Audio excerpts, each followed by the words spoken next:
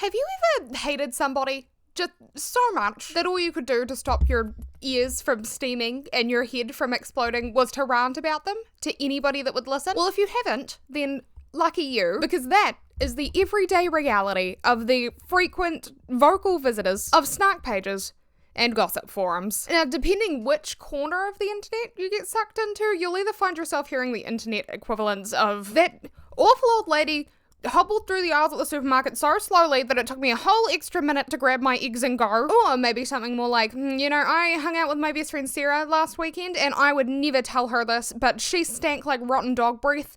And I actually hate her, but just like the chronically online version. You know what I mean? Like take little old lady or take Sarah and turn it into some random influencer on TikTok. And then you've got gossip pages and snark forums. And the difference between a lot of these real life scenarios that cause a little, chatter, commotion, controversy, and these online snark and gossip communities is the fact that online, your comments are kind of immortalized forever for unsuspecting readers to stumble across for the rest of time. And also, on these pages, you're highly unlikely to run into somebody that's willing to put their neck on the chopping block to say something like, hey, don't you think you're being a little harsh to that old lady? She probably had mobility issues. I don't think she was trying to upset you. And that's what I wanted to talk about today. But to open this conversation, I first want to say, if you don't want to listen to someone yet for an hour, then please don't. If there's a chapter in this video that interests you, skip to it. If not, click off. I don't want to drive you insane. Okay, have a great day. And secondly, I am not claiming to know everything about snark pages. I can't give you a completely unbiased lowdown on snark pages because I'm just a human being with her own opinions. Just as you are a human being with your own opinions, I'm assuming. Not sure who's watching, but my best guess would be. And because I'm just human, I can't cover every single nook and cranny of every topic I speak about. I can just speak. I do research, but mostly what I do is yap, and I never claim to be all-knowing or all-right because I am neither of those things, unless you ask my fiancé, because he values his life. So please don't feel like everything I say is the end-all be-all. I don't think I'm right. I don't think I'm saying anything more important than you have to say. If you have something to share, please comment it. I love that these videos open up some form of discussion. Moving on. If you're not familiar with snark pages and gossip forums, then my description probably didn't enlighten you an awful lot, I'll admit. Sorry about that. I mean, using your big brain, I'm sure you can sort of gauge the behaviours that people engage in on snark pages and gossip forums. It's pretty clear just from the monikers alone, I think, but like I said, I yap. I'm a bit of a yapper, so I will take it upon myself to explain these things a little more in depth today. And to do this, I will be focusing on the two modes of gossiping online that I am most familiar with that inspired me to make this video. Those being gurugossiper.com and Reddit snark pages, of which one exists for every single female that you could think of. I'm pretty sure the Queen has one. I haven't looked, but I wouldn't be surprised. Rest her soul. But anyway, I'm going to start with gurugossiper.com because I have a personal anecdote. This is how I discovered gossiping online, but it's not really the main focus of the video because there was just so much to talk about with Reddit snark pages in general. But okay, if you live a relatively peaceful existence, you may have never heard of gurugossiper.com. I congratulate you. But if fate has led you to gurugossiper.com before, you may have initially been taken in by its unsuspecting, pretty and purple, simple layout. How aesthetic, right? How cutesy. But then if you looked down slightly, just slightly, you'd see, trash a guru staring right back at you. Because yes,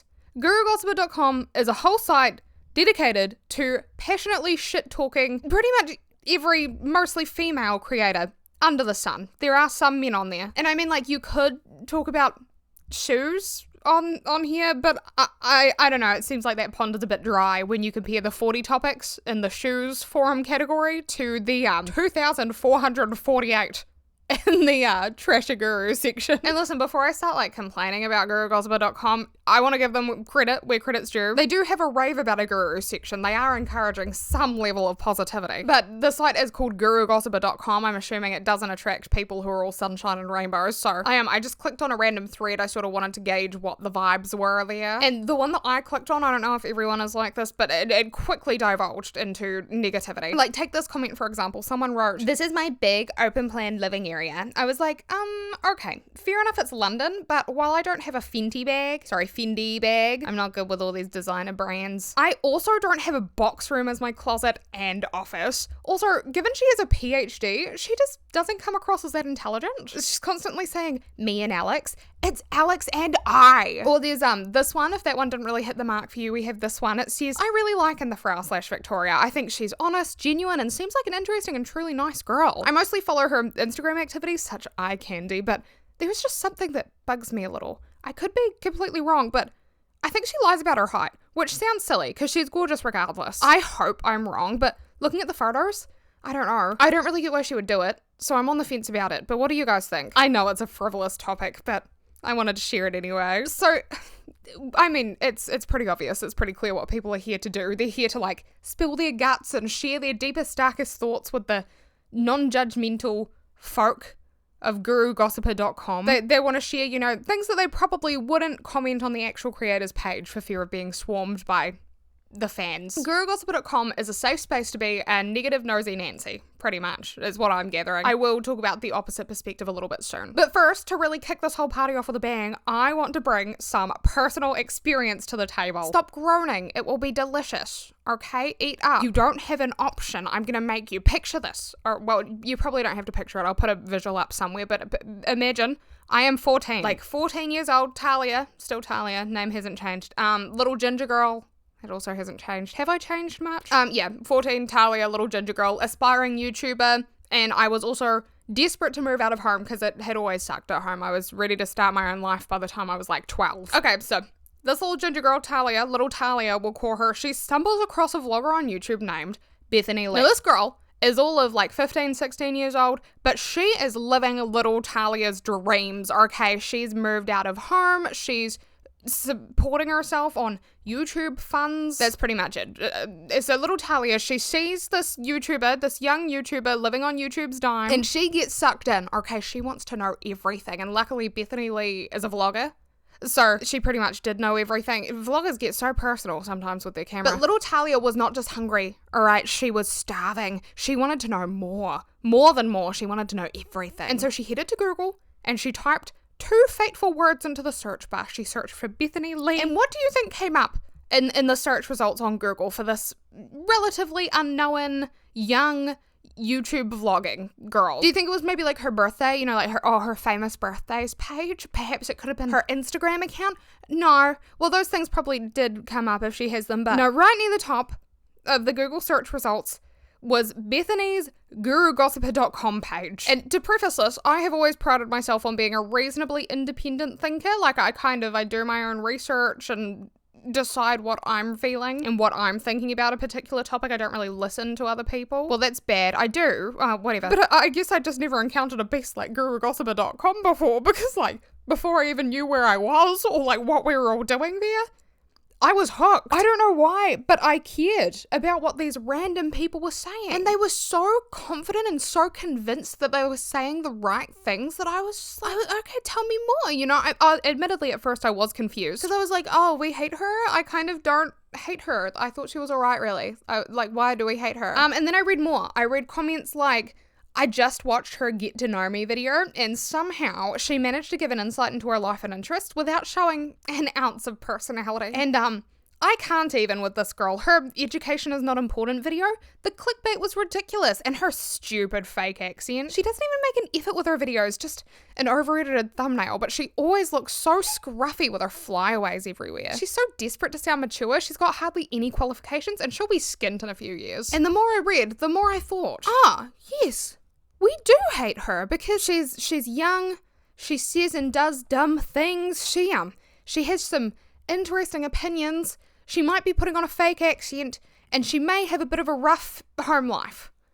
So yeah, that seems fair. We hate her for that. And I won't lie, plenty of the things that the people were speaking about in this forum, they were valid. They held some weight. You know, Bethany Lee was saying that education was not important. And she was implying things like, she made a what I eat in a day healthy video. And that featured a diet that, quote, among other things, showcased fries for breakfast, carrots with sugar, for lunch, and only sweet potato fries for dinner. And these, among other things, are not the greatest things to be sharing with your young, impressionable followers, right? If you want to be healthy, then eating only sweet potato fries for dinner probably is just going to leave you starved. Like, yes, you've had some nutrients, but babe, you can barely stand, you know? But personal opinion alert, I think that this is a perfect example of why we need to be very stringent about teaching media literacy and critical thinking and computer literacy to children from a very young age. Because the fact is that children can be exposed to these things at a very young age. I know that I was exposed to a lot of things that I shouldn't have been, but I did have some, like, I was kind of growing up in the big computer boom, so there was knowledge being shared with me about how to stay safe. Don't believe everything you read.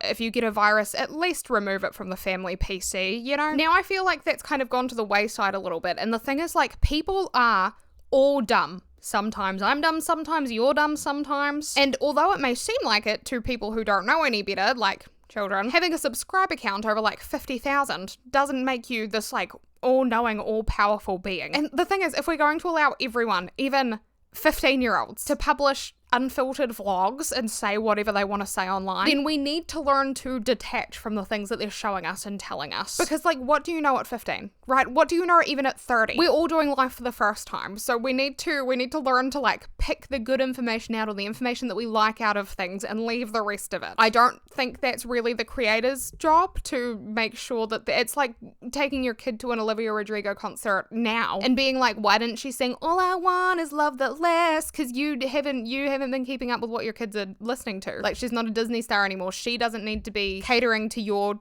child. Not everything needs to cater to children. Anyway, I just think my thing is, if you're not willing to support a flawed creator, then you can't support anyone at all, because everyone's flawed, right? I mean, obviously, like, you have to have your own boundaries set and your own line drawn, but then you can't really be surprised if some, like, random stranger that you watch on the internet crosses that line or that boundary because they didn't even know the boundary exists. They don't know you. I don't know. I feel like enjoy watching what you want to watch and consuming what you want to consume, but be prepared to jump ship when you don't like how the boat handles the seas anymore. That's how I see it. But still, even with that perspective on things, I don't know what it was. The mindset of these gossipers, it rubbed off on me. I mean, like, I guess the amount of disdain that these people had to be harboring to return to this young girl's YouTube channel time and time again whenever she uploaded, only to, like, turn around and whisper behind her back like a bunch of mean girls at the VIP lunch table. It's honestly kind of impressive. And it wasn't, just to be clear, like I said, some of the things they were saying, they were perfectly valid, so it wasn't really the things they were commenting on that was so, like, fascinatingly nasty to me. It was more so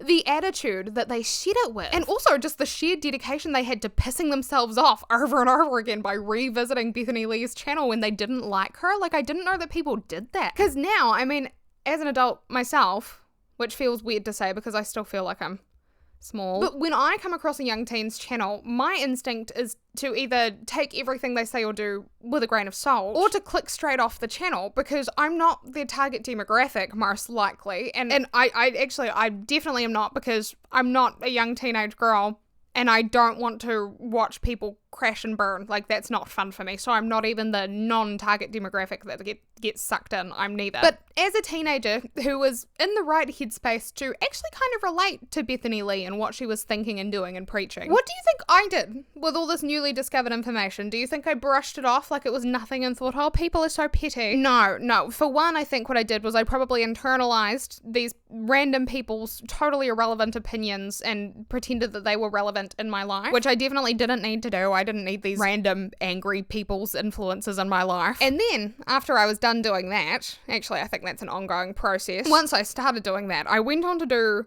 something that I've kicked myself over since the day that I did it. Although admittedly I did learn something from this. I learned how icky it feels to be a nasty person, because I, up-and-coming YouTuber, little Talia, I burned a bridge, and I made a whole video about Bethany Lee regurgitating things that I'd heard people say on gurugossiper.com. And Bethany was a relatively small YouTuber at the time. Like, she was doing well for herself, but she wasn't booming. So she actually found my video, which only had a couple thousand views, and she actually left what I consider to be a very gracious comment. She basically said something along the lines of, listen, I'm going to give you some grace because you're young and I don't think you know this, but what you just did was very mean and bad. I am paraphrasing here, but still, I read Bethany Lee's comment and my brain it reset, it booted back up, and I thought, oh my god, I wish I didn't exist. I'm such an awful human being and I will never live this down. And she's actually not as bad as everyone was saying and I should just go die in a hole because I've done something so awful. Well, admittedly, I don't really remember my thought process, but I'm assuming it was something like that because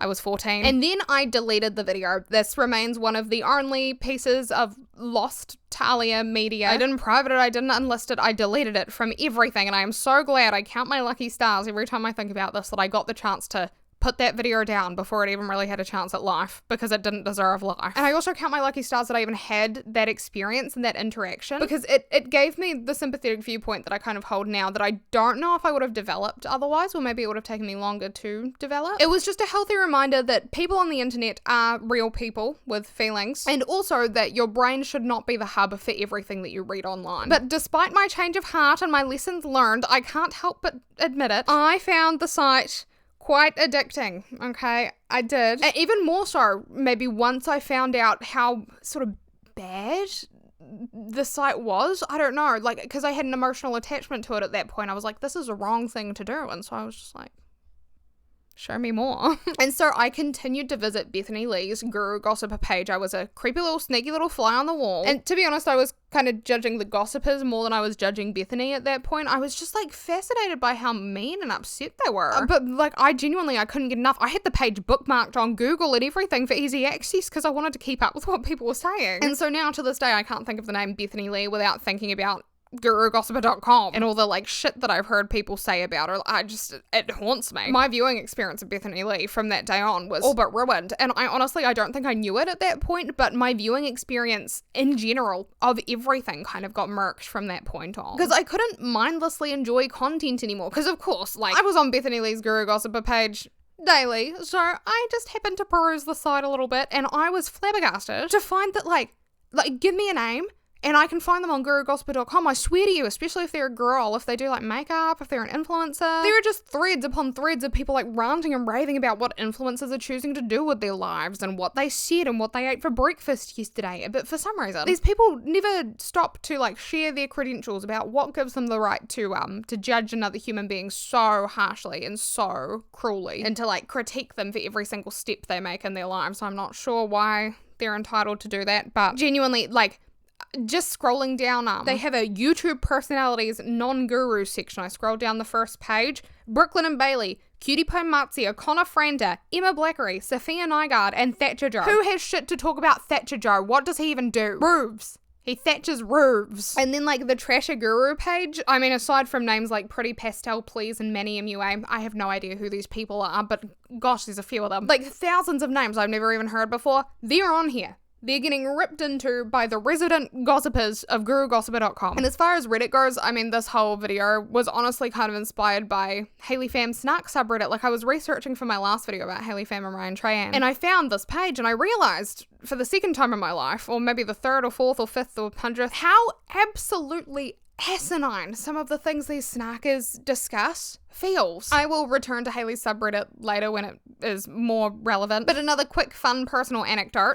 Growing up, I found OK Baby, the OK Baby channel. They were family vloggers comprised of Oscar and Kira, OK, and their baby, who they nicknamed Buggy. And these people, obviously, they were teen parents. They were documenting their lives as independents. You know, they were living in their own apartment. They had a kid. They had their own lives. And at this point, I was like a baby bird being fed by mama bird when it came to that sort of content. Because like I said, I was a younger teenager. I was hoping that I'd have the chance to move out in a couple of years, and it just kind of forwarded that hope. It kept it pushing forward. It kept me pushing forward. So like any young teen vlogger that had moved out of home, oh, mother has landed in the nest, my mouth is open, and I am eating, thank you. But I sort of stopped watching them as I grew up, and they grew up as well. You know, they went on to have, I think, 3 more children, girls. They started a few businesses, they got engaged, and I just sort of like pop in whenever their videos were recommended to me. But one day, drama struck the OK Baby channel like lightning, because they uploaded a breakup video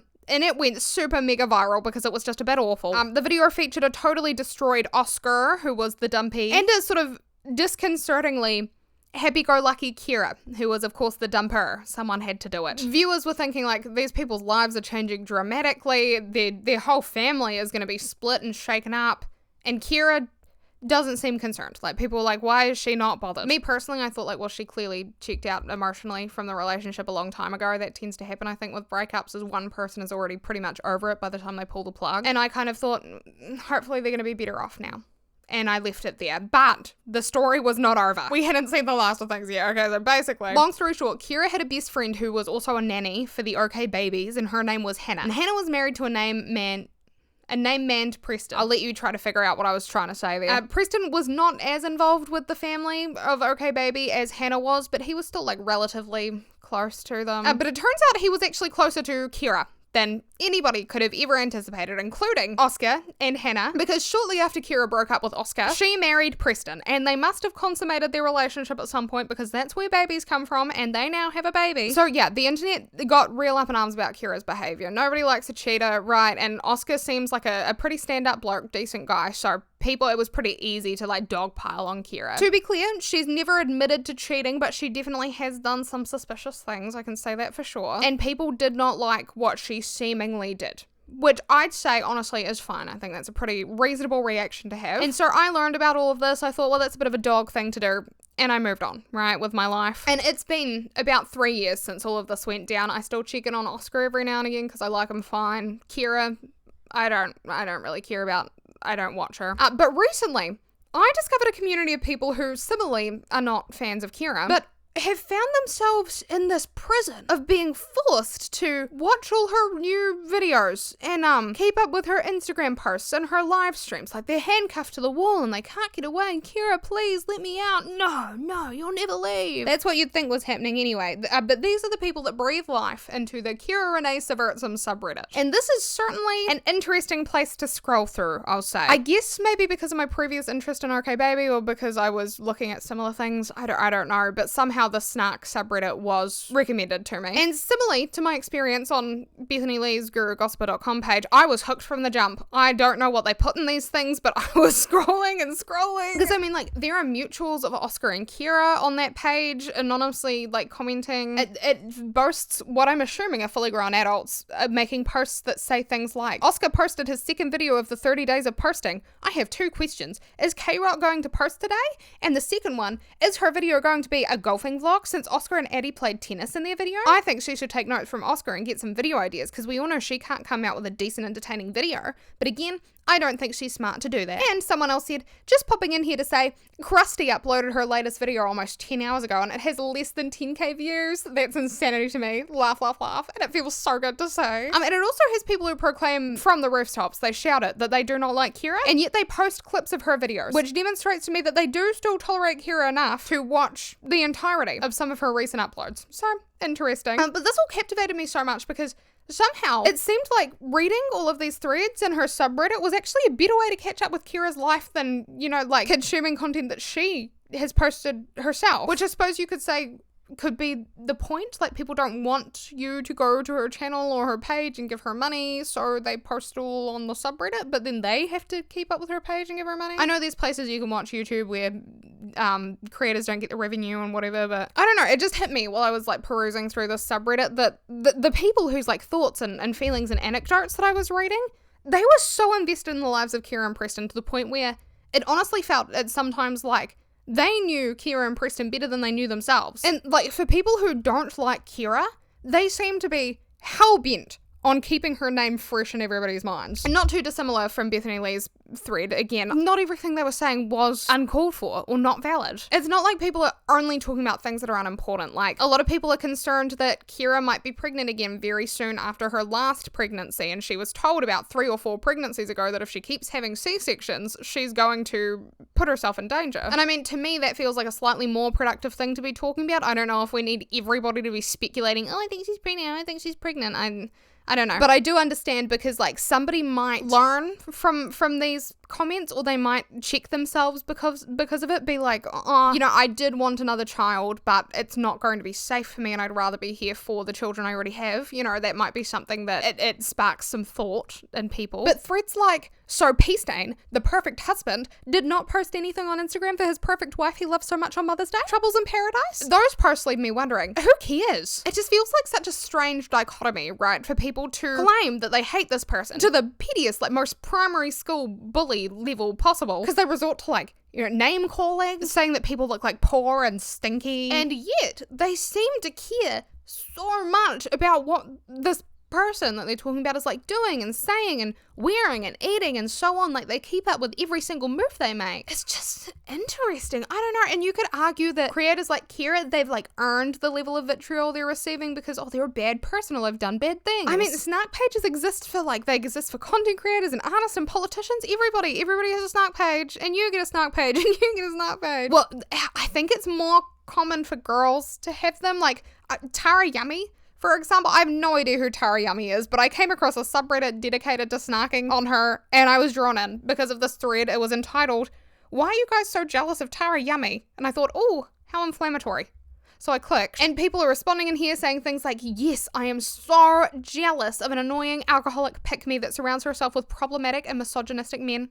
Girl, GTFO. And if you consider promoting addict activity and promiscuity and wasting your life away fun, then sure, criticism does not equal jealousy. This is a weird take. Fortunately, I am a very fun person. I'm just like any other normal person. I don't need drugs or promiscuity in order to have fun. And because of that, I have a lot of amazing people who want to be around me. Sorry, that's not you though. Like, yes, no, this sounds like a normal thing to be doing with your free time. You're absolutely right. How good that a whole very active subreddit exists to document like who this random chick hangs out with and what she says in her videos and whether or not a makeup look suits her, and the fact that she's talking about her birthday already 2 months in advance. Ugh. And like I said, I don't know this girl. I don't know anything about this girl, but and my point is like, what are you talking about? Because just from reading these posts, I haven't figured out why we don't like her. And I don't know if I'd say that these people are jealous necessarily, but I just don't know what exactly they're achieving. That's what I want to dig into a little bit. That's the whole point of this sort of research that I've done, I guess. We will discuss this more. But first I wanted to test something. Because like I said, I feel like every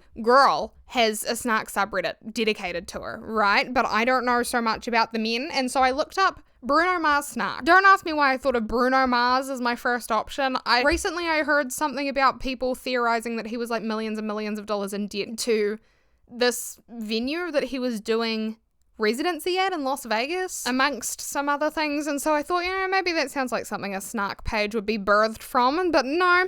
Nothing. And then I'm probably not super up to date on my like pop culture names, but I looked up Benson Boone. He doesn't have a snark page. Alex Warren didn't have a snark page.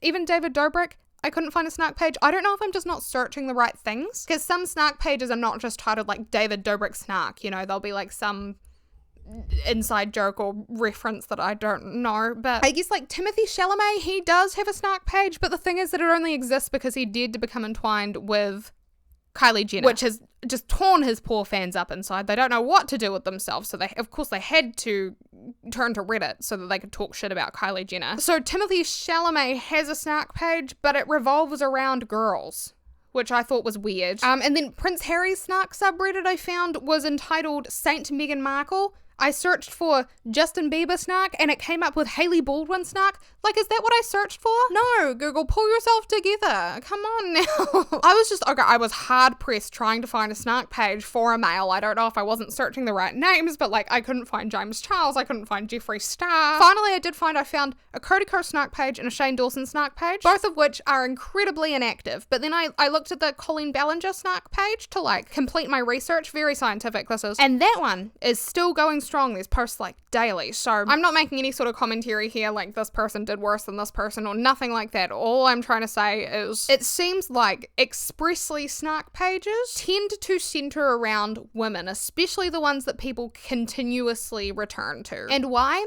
I don't know. It could be quite a deep embedded reason, or it could be because maybe like female celebrities and internet personalities tend to be a little less private. There's more to talk about, possibly. Or it could be genuinely, like I said, because I didn't search the right names. Or it could be because people just prefer to discuss males on sort of general snark subreddits, because those exist. Like I came across quite a few male name mentions on the LA influencers snark page, which is like a hodgepodge of snark. I'm not really sure. But like I said, you have your general snark pages. So there's LA influencers, NYC beauty influencers, DIY snark, blog snark. And what I found interesting is I've noticed that on these general snark pages, they actually tend to look down on people who snark on pages made for particular influencers. So like people who frequent the Tara Yummy subreddit, people would be like, that's weird. But as far as those go, like the specific influencers subreddits and celebrity subreddits, oh, you bet your ass, like Ariana Grande, you know she has one. Taylor Swift has one, obviously, entitled Taylor and Travis, was it? No, it was Travis and Taylor, but it was, someone posted in here, I found this, they said, this is a snark sub, BTW. If any of you have any neutral opinions of Swift and don't like some of the opinions shared here and would literally die trying to defend her, a neutral subreddit exists. Hope this helps. So it doesn't sound like it's actually about Travis an awful lot, is basically what I gathered from that. Also, to say that if somebody has any neutral opinions about Taylor Swift, they are not allowed to join your snark club. Is that crazy to anyone else? Like, I know that's not exactly what they said, but when I read it, I was like, oh.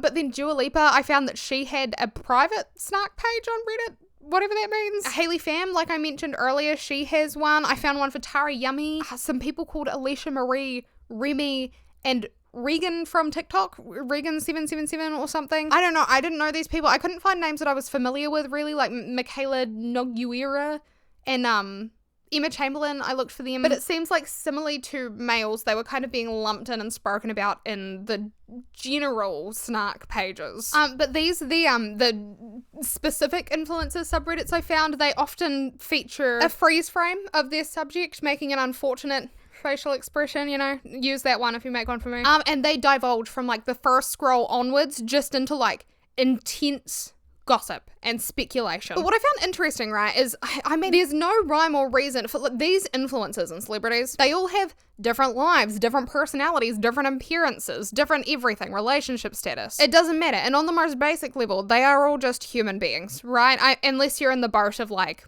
all celebrities are lizards, which I cannot confirm or deny. But what I'm getting at is basically, it doesn't seem to matter 100% what people do. There's not one thing or one action or one level of behaviour that earns you a snark page. It's more like, if you exist in the public eye for long enough, then eventually a snark page will begin to emerge. Like it starts as a rumble underneath the fan pages and then it sort of bursts out with the power of 1,000 yappers into its own entity. And it just spirals from there. And on these pages, I've noticed, being mean is encouraged 100%, and like being truly mean as well. Like on these pages, you do not treat other people how you would want to be treated. You do not practice behaviors like nuance. Don't be silly now. On snark pages, it seems that you are expected to scrape the bottom of the barrel for just any insults you can find down there, and if you don't do that, then you are not cool, and you are not welcome in the snark club anymore. And what you say, it doesn't matter if it's valid or constructive, it's actually probably better if it's not. Like, fire away whatever dirty bullets you got, just shoot them. Yeah, I don't know who this chick is. I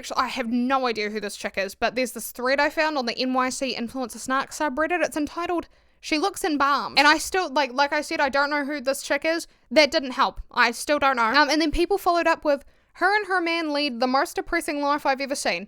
Why is she committed to doing lives on IG? Literally nobody cares. And when Aperol Spritz is your entire personality." And I read so many comments. I still don't know who this person is and why we're bad-mouthing her. And like I said, I don't know who this person is. I don't know who most of the people I'm talking about are, so it's not like I'm going out to battle for them. I genuinely don't know what they've done. I don't know who they are. But to me, that sort of pinpoints an issue with these pages, and it's the lack of productivity that arises from these conversations. Because if they've actually done something worth criticizing, I still don't know, and I don't want to be here to find out. You know, to me, this kind of feels like a weight tied to my ankles. I don't want these thoughts dragging me down. I don't want these to be like swirling around in my head in my everyday life. It feels completely unnecessary and honestly bad. Because I feel like if all you see is negativity, then all you're going to get is negativity, right? It drags you down. It really does. And that's no fun. Not in my opinion, at least. Like this, it's not fun. Because listen, like constructive criticism, feedback, these are all great things. We need these things. And discussing negative things as well, that's not off limits. That's important as far as like knowledge about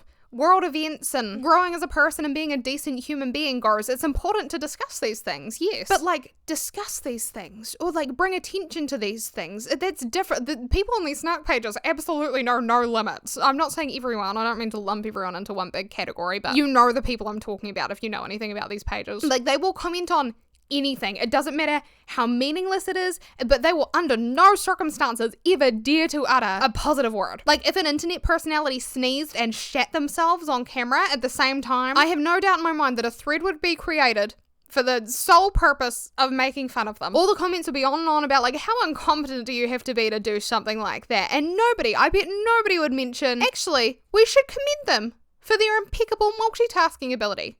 And that's a shame. But these pages, Guru Gossiper and Reddit Snark pages more recently, I found they've kind of cursed me. They are contagious. Because now, every time I come across something, every time I experience something, whether it's online or in real life, my first thought doesn't tend to be, do I like this or do I not like this? My first thought tends to be, do other people like this or do they not like this? Am I wrong by other people's standards if I like this thing? And like I said, that's unnecessary. You don't need these random people's influences in your everyday life, right? But I am working underneath them. It'll just be, I'll be on some random like messy bun tutorial, some YouTuber with 1 million subscribers. I'm like, gosh, I hope nobody would hate me for watching this. It's like moving vlogs, even like movies, music that I listen to, music videos that I watch. I'm like, is there something wrong with this? Who cares? Like, if you find out eventually, then fine, but you don't need to approach everything with the perspective of like, what if this is problematic? What would the people on gurugossiper.com say about this? So I just feel like spending time on these places, on these forums and such has sort of like poisoned my brain's drinking water. It's not good for me. Like, they're not a good place for me to reside. They're not even a good place for me to visit every now and again. They're just bad for me. But just because I don't enjoy spending my time on these sections of the internet, clearly there is a crowd that does, because these forums are doing just fine without me. Hundreds of thousands of people around the world participate in the art of snarking. And also, to be fair, there is nothing wrong, like I said, with a little bit of negativity. And feedback and constructive criticism, they absolutely have their places in this world. So I just feel like, because I am approaching things from like my default perspective of, not being completely comfortable with the fact that communities exist purely to bash random strangers with followings online, I want to change things up just for a little bit to make sure this video isn't completely biased. I want to enlighten you on some other people's takes so that you can decide if those suit you more. And I wanted to kind of explore some of the gold that can be found within, the snark and gossip subsections of the internet. And I found a couple people saying more positive things. One thing I saw mentioned that made a lot of sense to me is that snark pages are oftentimes born from necessity, in the sense that sometimes fan pages can become so insulated that if anyone tries to share any like criticism or any commentary that isn't entirely positive, they either get silenced by moderators or they get like downvoted into oblivion by readers. And anything in extremes, including positivity, is not really good. And the thing is, like, extremism, it kind of breeds extremism, right? As we fight fire with fire. And that's how we've ended up with a lot of snark pages, really, because like sometimes a little bit of criticism you'll find is not permitted to be voiced. And an unfortunate side effect of that is when you silence something, it doesn't go away. So then that like little bit of criticism, it doesn't become a discussion. It just sort of like sits there and it snowballs into a lot of bit of criticism. And I mean, that's got to be voiced somewhere, right? You can't just live with that in your head. And so boom, a snark page is born. It's a shame to think that within some communities, someone being, a little dissatisfied or a little disillusioned, if they want to speak out about that, they might find themselves being shunned by that community. That it doesn't feel fair. And humans, we want to be heard and to be accepted, right? It's quite important to us. We're social creatures. And so it only makes sense when you think about it, and it is really only fair that if people are not going to be afforded this basic respect of their human condition in their community, then they will create their own community and their own space where they will be shown that basic respect. And someone on Reddit, they shared another way that snark pages have made a positive impact on their lives as well. They said, I was raised in an evangelical cult. I enjoy fundy snark. Fundy being like religious, fundamental Christian snark, I think. They said, it feels good to hear, yes, teaching your daughters that they have a different number of ribs than the boys is insane and abusive. It feels good to hear a mass of people agree that teaching your child she can go to hell because a man sees her knees is harmful and damaging. And sometimes I get a perspective because something that was my normal and that I've never considered growing up without gets posted and I go, oh shit. Other people didn't have that. That really was not normal. And that's so good to know. And alongside fundy snark, like MLM snark pages exist as well, and so on. Like there are some beneficial snark pages, I think. And I can see why, 100%, why a community of people who are sort of like refuting things that are promoted as being normal or acceptable in other communities could be beneficial, and why it's good to offer alternate perspectives, like to have that available. That's valuable. Doing that could make someone realize that they're not alone in the world. Either other people have had the same experience and they haven't enjoyed it, or other people have had the same experience and they have enjoyed it, or, you know, I'm not alone in my beliefs, I'm just not in the right community to be voicing those beliefs or to have those beliefs. Or, you know, it could open someone's eyes to damaging beliefs that they were taught to hold. So that's great. These are good things, I think. And either way, like I mentioned, like criticism and feedback, those things are useful. And if an opinion or a belief exists, you can almost guarantee that an opposing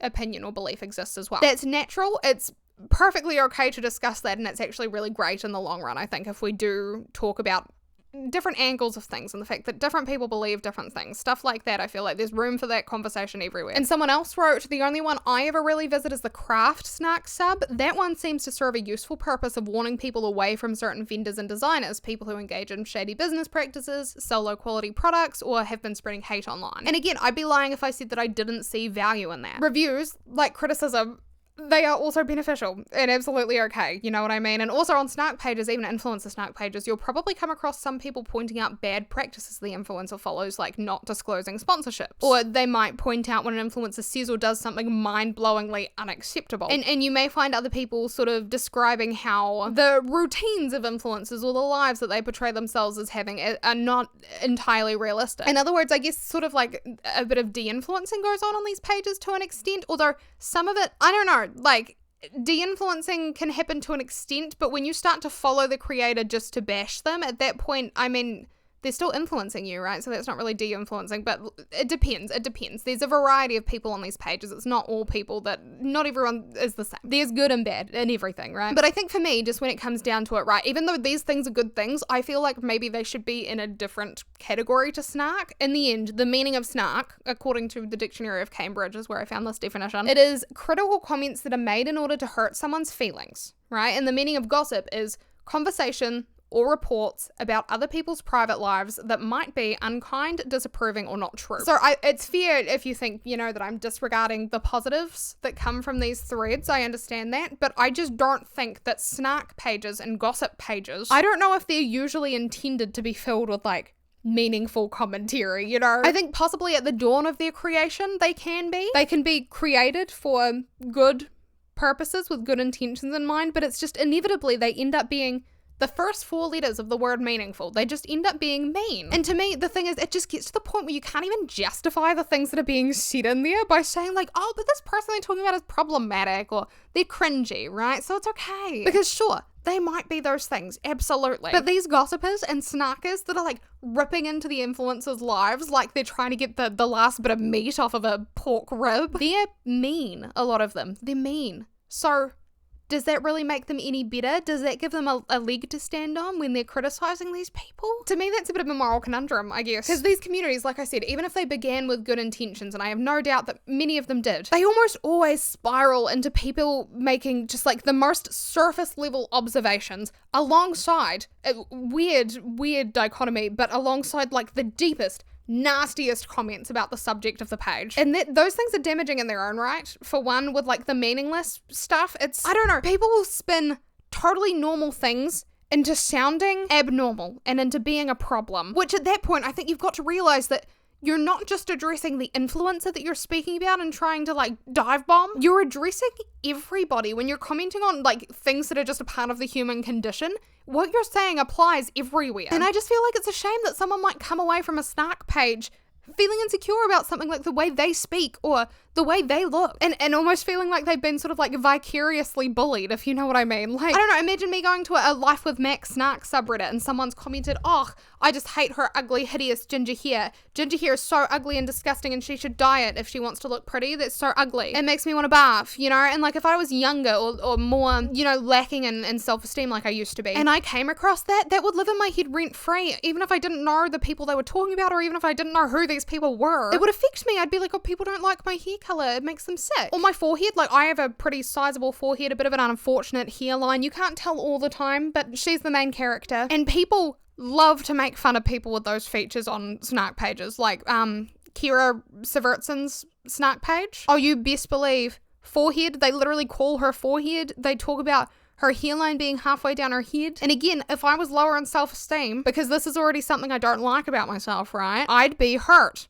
I don't care, because you shouldn't care. I genuinely, if you need to hear this, there is no reason to be insecure about anything when it comes to the way you look. If you're worried about what other people think, stop, because it doesn't affect them. It affects you, because you have to look in the mirror every day. So if you can accept yourself, you're going to find life so much better. If there are things you want to change and they're in your control and you'd feel more confident changing them, then absolutely do that, but do it for you, not for other people. I just think snark pages are sort of promoting insecurities in a way, and I think that it's wrong, because there really is no reason to comment on someone else's appearance. Why does it affect you at all? You don't have to live with it. As much as there's no need to be insecure about something like that, there's no need to comment on it unless you do think that like people with those features deserve to be embarrassed or insecure. And do you?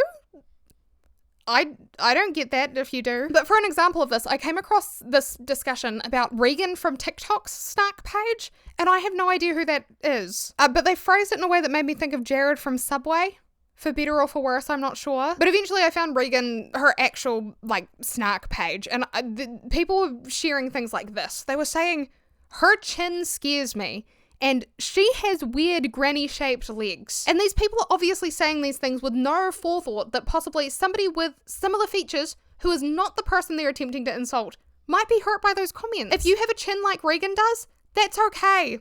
If you have legs like Regan does, that's okay. It's just a body. It's just a face. If your body does what you need it to do, then that's great. That's all it needs to do. It doesn't matter what your legs look like. I don't even know what they mean by she has weird granny-shaped legs. What does that mean?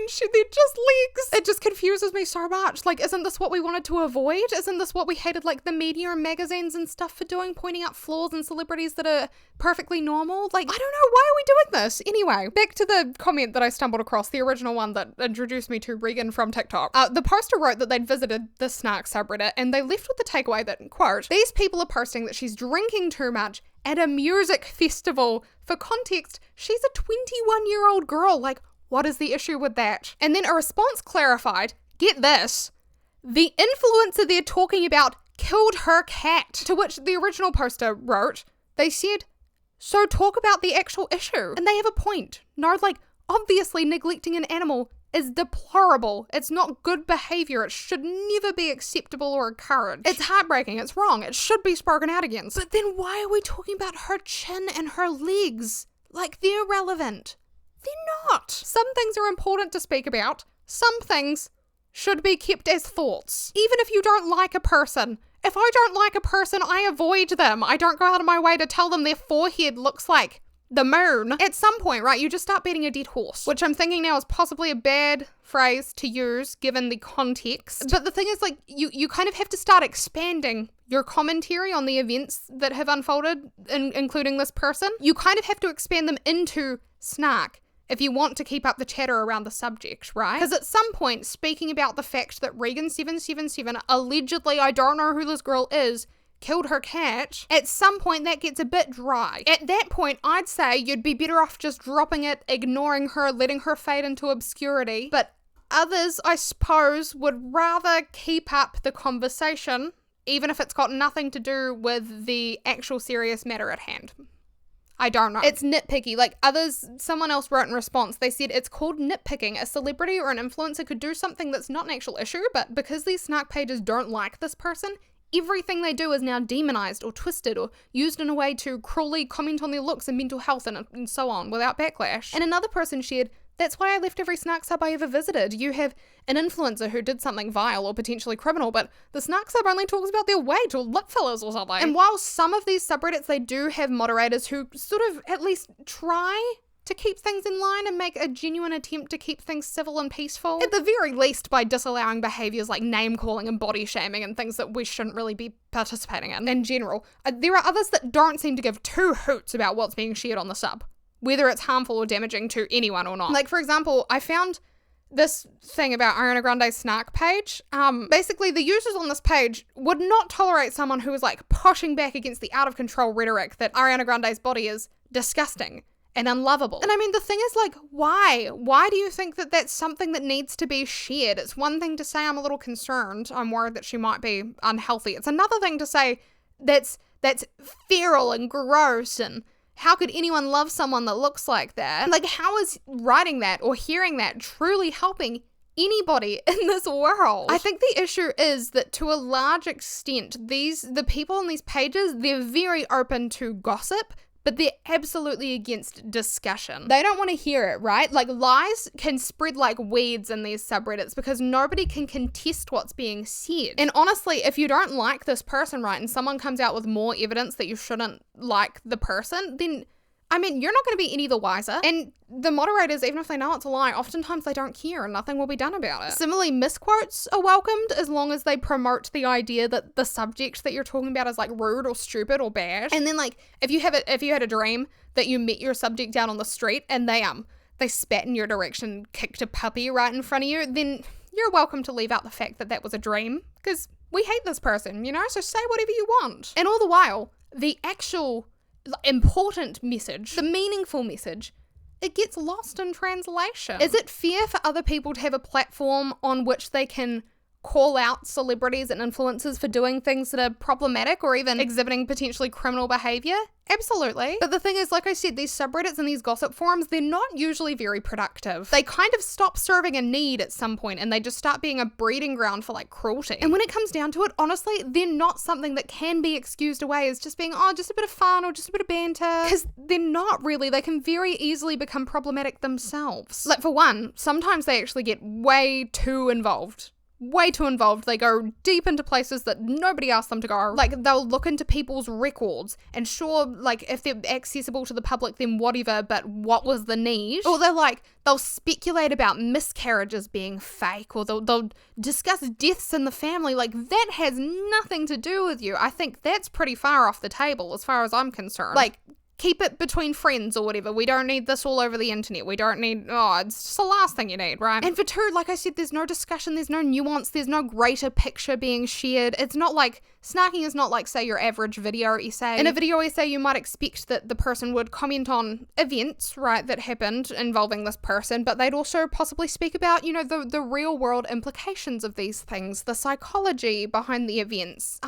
their own personal opinions and opposing opinions. But in snark pages, people literally just let the devil on their shoulder come out to play, and often it has disastrous effects. Like, there's a reason we normally leave the devil sitting there. It's just that these forums and these subreddits, they can become such echo chambers of like catastrophization, which I'm not sure if that's a word, but it is now because I said it. But it's just the participants constantly have their beliefs reinforced, right? That this person that they're talking about is bad, right? So bad. And it's reinforced and reinforced again, and they become more and more bolstered to the point where they're like, actually, I'm okay with burning this person's life to the ground because they are so bad, and I've been told by so many people, and I know it in my brain that they're so bad that they deserve it. Like, these people that they speak about, they could die in a fire, tragically. And threads would be made with people saying like, yeah, I mean, that's a shame. Oh, a life lost. But honestly, she surrendered her dog to the local dog shelter and then got another dog a week later. So she kind of deserved it. Like, two wrongs does not make a right. You know what I mean? And I'm sure you can understand why people having attitudes like a lot of these snarkers do could actually be genuinely harmful in the lives of their favourite subjects. To be fair though, I said this earlier briefly, but like, I don't mean to lump everybody into one group. For one, every snarker and every gossiper is different. They have different boundaries and different lines drawn. But for two, I also think that snark pages themselves come in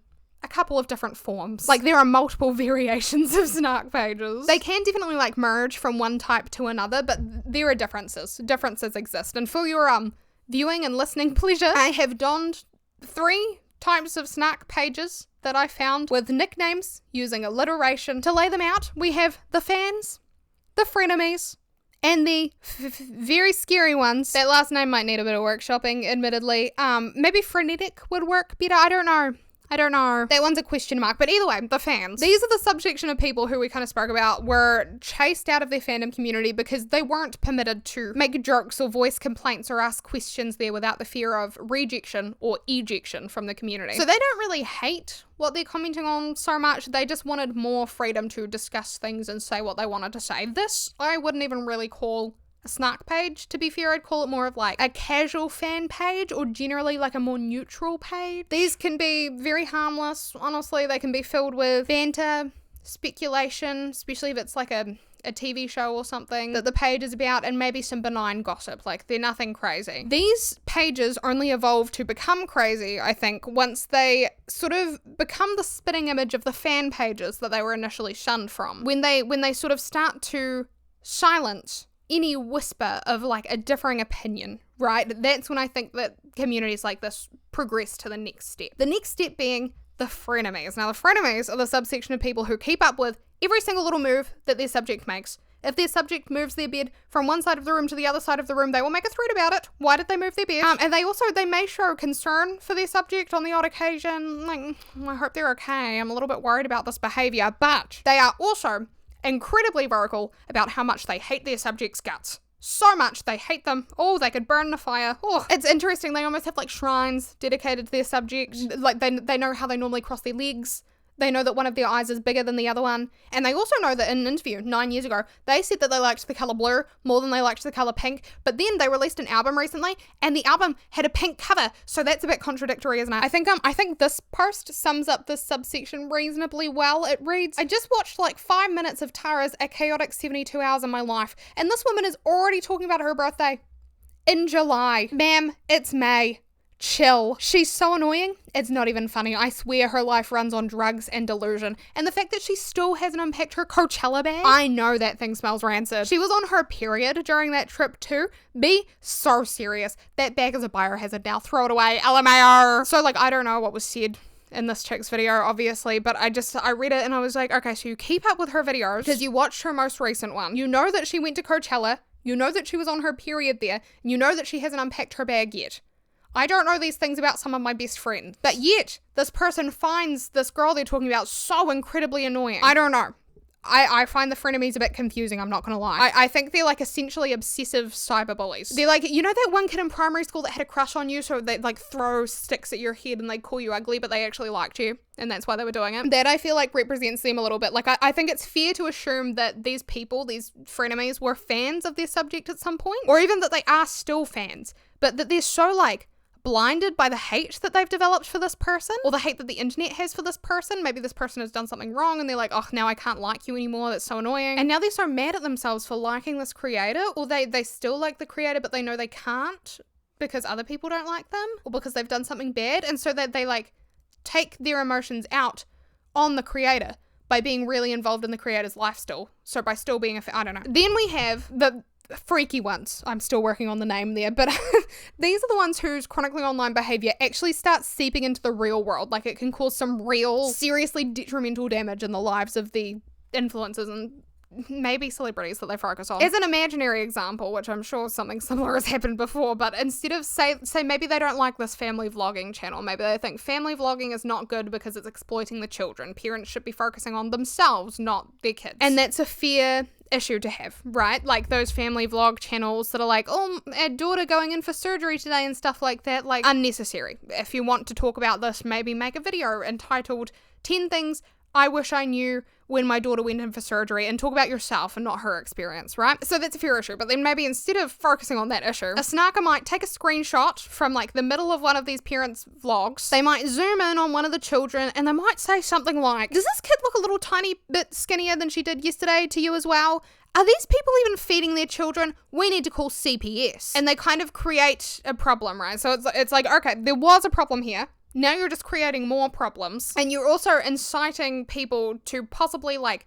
tear this family apart, when really all you need to be commenting on is the fact that they are exploiting their children online. Like, that was important enough already. And now you're taking it further than it needs to go. You know what I mean? And it strikes me as like, did you not think what they were doing is already bad enough to justify the amount that you hate them? So you had to create more evidence to justify the fact that you hate them as much as you do? You're like, no, there's a reason these people are the focal point of my existence, and it's because I'm convinced they're abusing their children, right? But they're just vloggers. I don't know. That was an imaginary example. I think that the best way that I can actually cover how snark pages can be genuinely harmful is to take some notes from someone who's been personally affected by them. And that person, in this case today, is an influencer named Lily Chapman, who, again, running theme of this video, I have no idea who she is. I had to kind of figure it out based on comments that I could find online, and from what I could see, it sounds like she produces your like harmless, run-of-the-mill lifestyle, travel, craft content. And I guess what happened is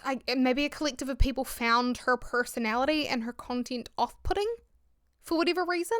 And because of that joint experience, a snark page for Lily Chapman was formed. I don't know. I could find nothing online referring to Lily Chapman like partaking in criminal behaviour or committing social suicide or any other really jarring offences like that. What I gathered is that maybe she comes off as like a little bit aggressive and a little bit annoying, and so that rubs people the wrong way. I don't know, like these were some of the comments that I found talking about her. One said, I'm pretty sure she spends hours of her day stalking Reddit for mention of her name, which would make sense since she works full-time from her phone, i.e. posting boring, redundant content, bad fits, bragging about how much money she makes. She's recently gotten mad about people essentially guessing her baby's name when she is 100% responsible for posting a photo with the name visible. Another one said something about, quote, the video where she's berating a homeless man. She is spending tons of her newly acquired money controlling the narrative about her by constantly deleting, blocking, and copyright striking anyone trying to point out her narcissistic behavior. And then another person wrote about Lily releasing merch that she claimed to be unique, but then people found the pieces on AliExpress or something like that. Which obviously, if that's true,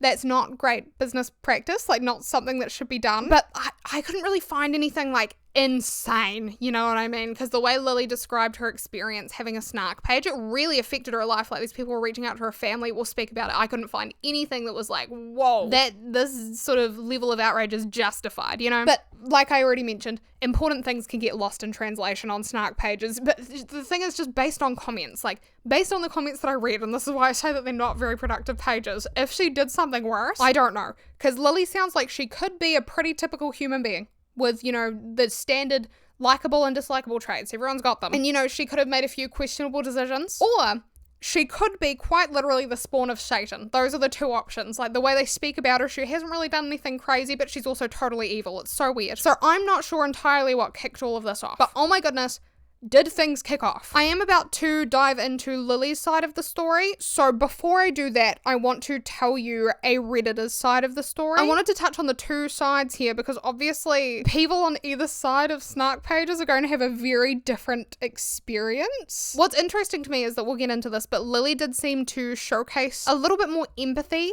than the commenters did when it came to Lily. Like, she had some empathy and some understanding of the other party. The other party did not give her that same grace. But regardless of what you or I may think, obviously both parties feel justified in the way that they feel. Anyway, so a Redditor shared, they wrote, it's honestly insane that someone believes they can display themselves and their life for millions of people on social media and at the same time micromanage every single person because they cannot handle the idea that people may not like them. She is not fit to be on social media like this. She was messaging mods of her snark page, threatening them and trying to get them to control everyone as though any and all negative opinions of her must come from the members of that subreddit. She is a control freak and needs everyone to like her. I cannot imagine what kind of an existence that is, and I can't fathom how she thinks she's emotionally mature enough to raise a child when she cannot handle an inkling of criticism as a content creator. Now Lily, she shared her experience with Taylor Lorenz in a video entitled How One Influencer Took Down Her Snark subreddit, and she said that essentially, her side of things,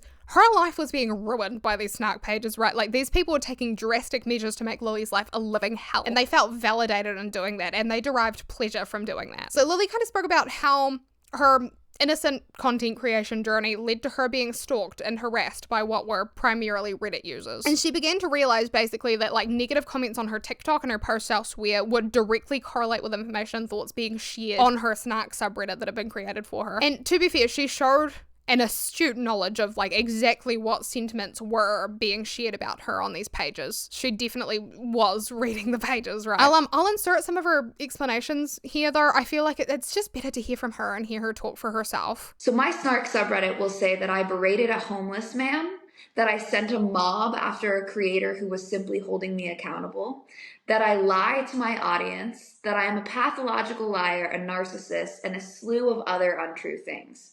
The reality here is that I got my passport back from a man who stole it, who happened to be homeless.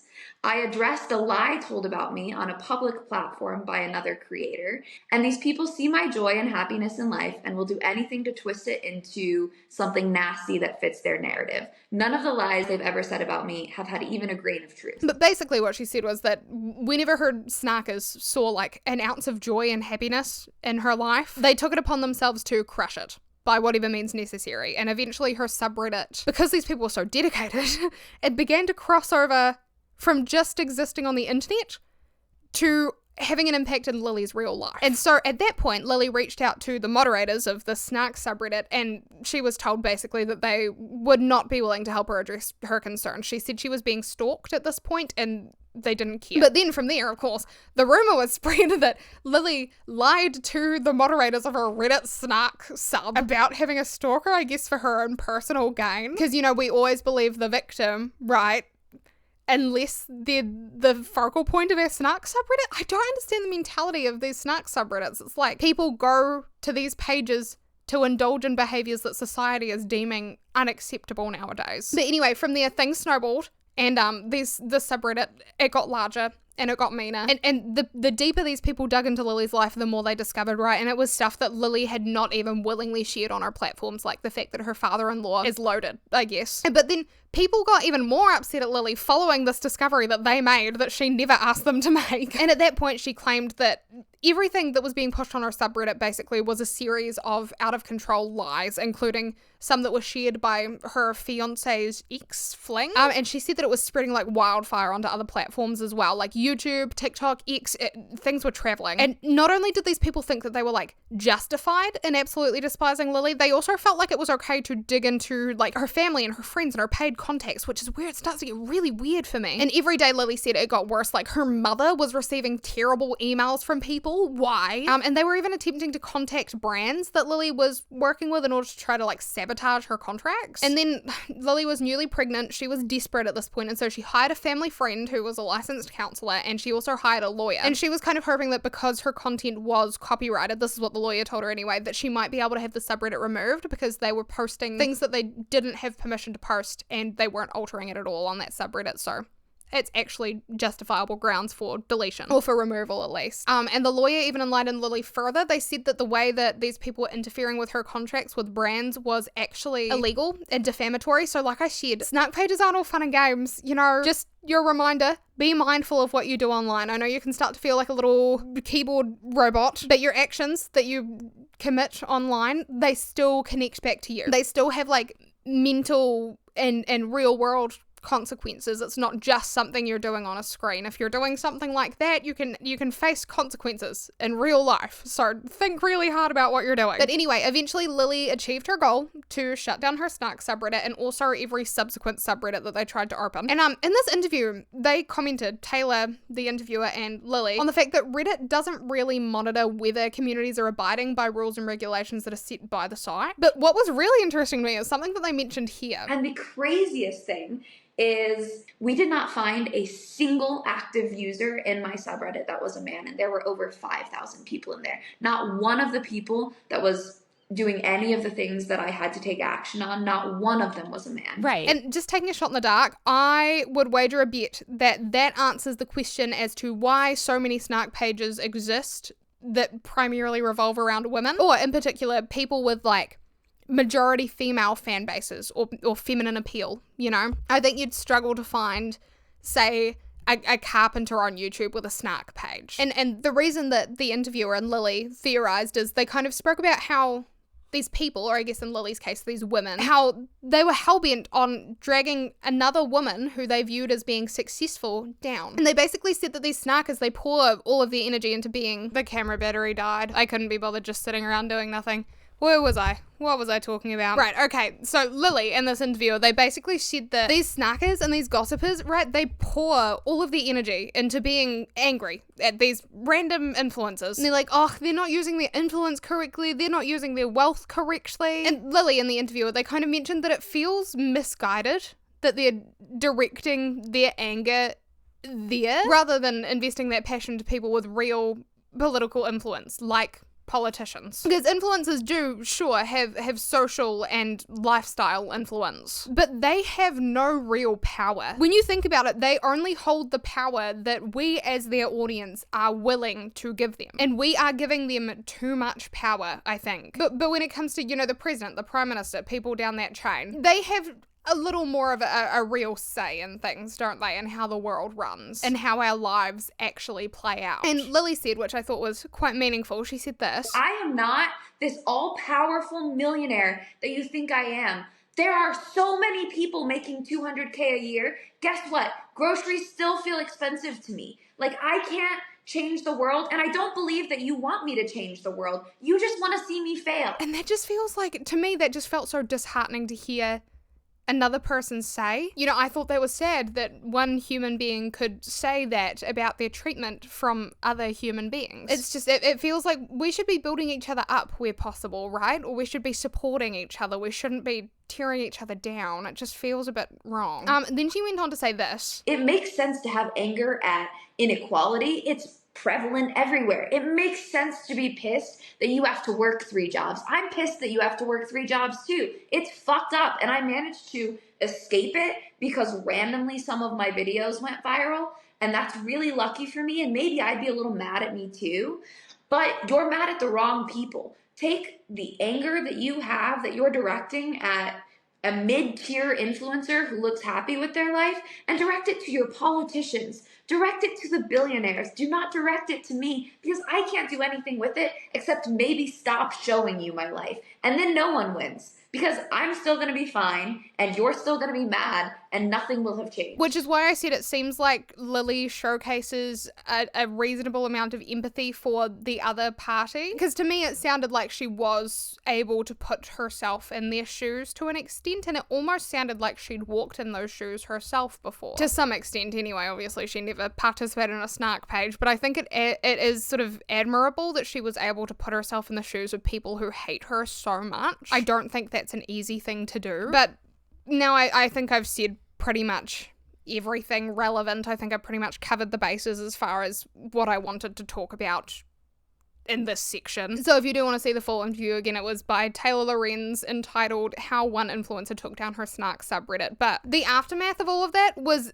essentially people on Reddit and the snark subreddit, they were not happy that Lily successfully had her snark page taken down. No, they said she was hiding evidence of her narcissistic behaviour, and they had seemingly no insight into how their own behaviour could be considered to be maybe a little bit crazed or a little bit damaging. Like, they weren't interested in attaining that level of insight, Now, I'll admit, in this interview, Lily obviously would have spun the story to be entirely in her favour. And the fact is that she probably did misstep somewhere along the line. But I said it before, 2 wrongs don't make a right. I think in life, we don't always need to have a villain and a hero in every single story, in every single circumstance. One wrong doesn't right another wrong. Like, somebody can do bad things and then somebody else can do bad things to them. An influencer can not be the greatest person to have ever walked on the face of the earth, and their due punishment could be to be ignored or to be criticized, rather than to be dragged through the mud for months on end by people who will settle for nothing less than witnessing their dramatic downfall firsthand. Sometimes it just feels like a little bit too much, I think. But now we know a little bit more about, what the deal with snark pages is and how they affect the subjects of those pages. I wanted to have a think from a rather unknowledgeable little ginger girl's perspective about why they exist. Like, at all. How do they affect the people that are participating in the snarking?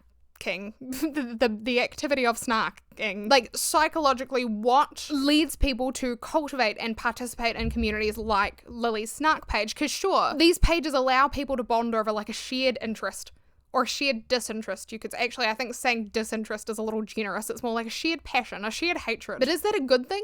Is it a good thing to bond over hating something, especially when the thing you hate is as benign as an influencer on Instagram with like 500,000 followers? Do you know what I mean? I just want to know what is driving people to participate in these pages and to choose to live so deeply engrossed in somebody else's world. I want to know, what is the psychology behind snark? And this is genuinely what I'm drawn to with these topics I speak about. I'm so interested in knowing the why behind people's behaviors, like what goes on in people's brains, what makes them tick. It's just so interesting to me, like the fact that there's this disconnect between snarkers and snarkies, because like on a snark page, right, you're programmed to think the worst about this person's behavior that you're speaking about. But the subject as an individual, like we as human beings are typically more likely to perceive our behavior as being more positive than another person would perceive it to be, or than we would perceive another person's behavior to be. We're biased. It's a cognitive bias. I think it's called the actor-observer bias. And it's where essentially we judge other people based on what they do, but we judge ourselves based on our intention. Because unlike when it comes to other people, we are always aware of our own intentions, right? So basically, say like you see someone laughing inappropriately at a funeral and you're like, wow, okay, not the time, asshole, right? You judge them because they're laughing, but then say you were to inappropriately laugh at a funeral. You might attribute that to the fact that, oh, you know, you're a nervous laugher, or you've got to laugh so you don't cry, right? We're trying not to cry. So we know our intention and we think, well, we're not an asshole because we're doing it for this reason. They're just an asshole. Or like say you can't spell something, right? So you're like, oh, I've never seen this word written out before. I don't know how it goes. Well, someone else observing might think, oh, well, you're just stupid, aren't you? You don't know how to spell that word. I learned how to spell supercalifragilisticexpialidocious when I was 3. What an idiot. So while we might think I did this because of that, other people might think they did that because that's just how they are. So that means that we judge ourselves and we hold ourselves accountable in entirely different ways and to entirely different levels than we do anyone else. And that I think is why the whole like, oh, put yourself in their shoes thing is so beneficial. But moving on, I first want to clarify a little bit what exactly I'm talking about, because gossiping, when it comes down to it, that's an entirely natural human social behavior. It doesn't have to be a bad thing. Gossiping can just be curiosity, and it is truly a tool that we use to bond with our fellow human beings as well. And also, everyone does it. You know what I mean? To some extent, you'd probably struggle to find someone who hasn't done the old like, oh, did you see what she did here? Or like, what did they think they were doing when they did this? Or even, you know, I saw so-and-so hold hands with so-and-so on the playground. What do you think is happening there? So I'm not talking about that, right? What I'm focusing on in particular is the extreme. I'm focusing on the point where gossiping and snarking become a bit detrimental. Like from the outside looking in, it's a concerning behavior. That's what I'm talking about. Say that person, you know, you like read a comment and it seems like that person is just so wrapped up in internet culture that they probably think grass is a myth. Or like, you know, you can tell they're just being as malicious as possible for the sake of hating purely, and they can't even seem to like necessarily remember what they're doing it for. Like there may have been a reason, but it's lost. Now they just hate. When it seems like, you know, they just hate their subject because they exist on this planet, rather than, you know, they dislike them because of something they did. And I'm not even, it might sound like I'm creating like a caricature of a snarker, but some people genuinely have a Reddit presence entirely dedicated to shitting on one particular celebrity. Like that's their footprint. And it's a grimy, dirty footprint, like they've stepped in dog shit or something. And people make accounts to gossip on gurugossiper.com. People exist who are so dedicated to snarking and so deep down the rabbit hole. It's so interesting. We'll talk about it. I guess, like, it's when you take indulging in other people's lives and their words and their actions too far, right? I do think that can cause some damage to your psyche, but there's also a reason. Like, I can't imagine it feels great, but it must provide them some sort of release, or there has to be some benefit, or people wouldn't do it. So I want to find out people's why, and I'm not talking about like adolescents, to be clear. I'm talking about adults that participate in this, because I mean, adolescents, well, they're adolescents. So as much as everything I'm going to cover probably still applies to an adolescent, you kind of just have to have the background thought that they are still very young and impressionable, and they're developing. And also, please remember that I am just theorizing here. Like, obviously I've done bits and pieces of research, but you might know more than me. You might have something you want to share as well. Please sound off in the comments if you'd like to add anything. Like, I'm genuinely interested in this, so I'd love to hear what you think. But to begin, I tried to look for video evidence of snarkers in action. Like, I just wanted to see maybe I wanted to see someone's demeanor while they were talking about these things in real life, because you can just communicate so much more via like body language and intonations in your speech than you can over text. And I came across a YouTuber who I will not name because she was a very fresh, very small creator. But I found this video of her reading comments from a snark page. And she shared with her camera, I guess, that she was cognizant that some snarkers could be crazily mean. But what she admitted to doing was not that. She said that sometimes she'd just comment for fun, she said. So she'd say things like, what is that outfit? That looks like trash, you know, but never in a mean way, she clarified. And I don't know, if I was messing around with my friend, I still don't think I'd say that. Maybe I would in like a very jokey, sarcastic way, but I get like it could be considered banter on a friendly level. But when you're participating in a snark page, I see that a little differently because then you're not on a friendly level. So I feel like that's more of a mean girl thing to do. You know what I mean? Like imagine it's mufti day at high school and you put some effort into your outfit, you turn up, and then some chick like posts a photo of you in a school group chat or whatever, and she's like, ooh, what were they thinking with that fit? That looks feral. And then if you were to confront her, she'd go like, oh no, not in a mean way, you know, I was just having some fun with you. Like, no, that was mean, you know? I don't know. But I do feel like that gave me a little bit of insight into how casually some participants viewed their contribution to the vitriol being circulated, I guess. Like, oh, it's not a big deal. I'm not harming anyone, you know, I'm doing it for fun. But this person, I will say respectably, I think they drew the line at comments on things like the influencer's body, stuff like that, stuff that's just not necessary. And while I was listening to her talk and like interact with these posts verbally, I did find myself wondering, and I don't know, this could be rubbish science, but I read a study that came to the conclusion that extroverts could be meagerly more inclined to gossip than introverts. And so I wondered if maybe for some people, even if it's not an extrovert-introvert thing, if these subreddits are nothing more than just like a never-ending yap tap, you know what I mean? Like you turn the tap on and the yap comes out, and on these subreddits you can literally talk about whatever you want as long as it's a thought about the particular person that the community is based around. You know, there's like a never-ending dialogue on those really active snark sub-pages, so I wonder if that's got something to do with it. And I wonder if people like that are drawn to the communities because they want to talk are the ones that leave maybe the more sort of like level-headed comments normally. But I don't know, I actually couldn't find a video of anyone participating in the act of snarking that really narrowed down the why for me. I actually couldn't find many at all because I think that most participants might hold a little bit of shame around their involvement, or at least they probably feel like it's a bit too vulnerable to come to a platform and admit that they participate in that in their free time. It's kind of like coming to someone, shaking their hand and being like, hey, I'm a bit mean sometimes.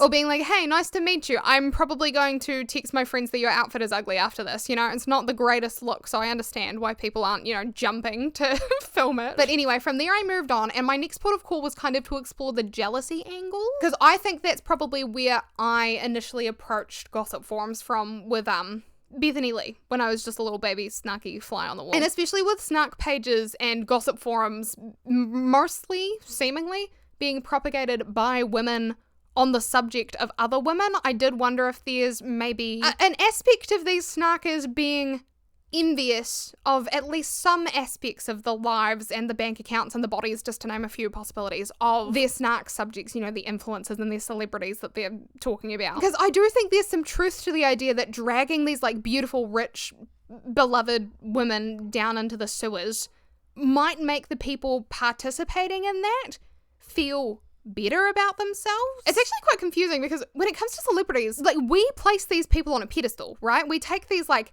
average everyday human beings and we're like, you are our queen or our king, because maybe they have like a sought after skill that we like. Maybe they sing well, or they act well, or they dance well, or they talk well, and we're like, oh, we like you. So we put them up on that pedestal and then we knock them down just as fast as we put them up there, because we realize that we don't actually like them being above us, right? But that's where we put them, like we allowed them to be there. I just think that's interesting. I feel like it can be hard to remember that just because someone can sing well, for example, it doesn't mean that they're actually like different or better than the rest of us. Because like think about something you can do well. Like maybe you can type really quickly without looking at the keyboard, or maybe you can like make any child stop crying immediately because you just know exactly the right thing to say. Or maybe you're the fastest checkout operator at your workplace, or maybe you make pretty good art. Anything.